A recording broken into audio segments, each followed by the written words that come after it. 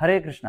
శ్రీమద్ భాగవతం 11వ స్కందంలో నవయోగీంద్రులు నిమి మహారాజుకు చేసినటువంటి ఉపదేశాల నుండి ఒక చక్కటి విషయాన్ని మనం ఈరోజు తెలుసుకుందాం. అదేమిటో చూద్దాం. భక్తి పరేషానుభవో విరక్తిరన్యత్ర చైష త్రికయేకకాల ప్రపద్యమానస్య యథాశ్నత స్యుః తుష్టి పుష్టి క్షుదపాయోనుఘాసం.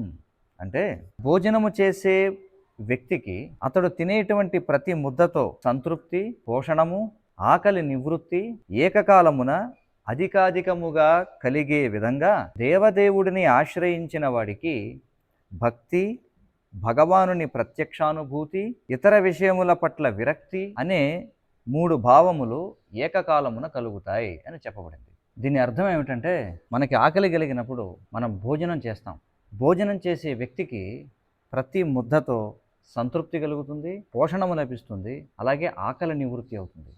అదేవిధంగా పూర్ణ పురుషోత్తమ భగవానుడైనటువంటి శ్రీకృష్ణుడిని ఆశ్రయించిన వారికి భక్తి కలుగుతుంది, భగవానుని ప్రత్యక్షానుభూతి కలుగుతుంది, ఇతర విషయముల పట్ల విరక్తి కలుగుతుంది.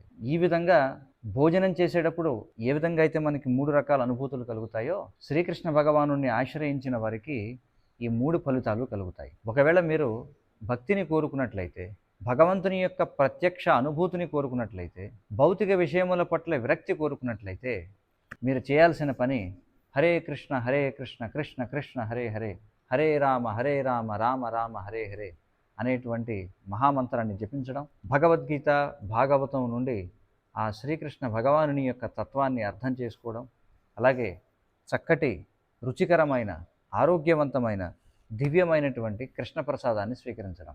ఇవి చేయడం కోసమే మనకు అత్యంత అరుదైనటువంటి ఈ మానవ జన్మ లభించింది. మరి ఇంకెందుకు ఆలస్యం? మరింత సమాచారం కోసం శ్రీమద్ భాగవతం చదవండి. హరే కృష్ణ.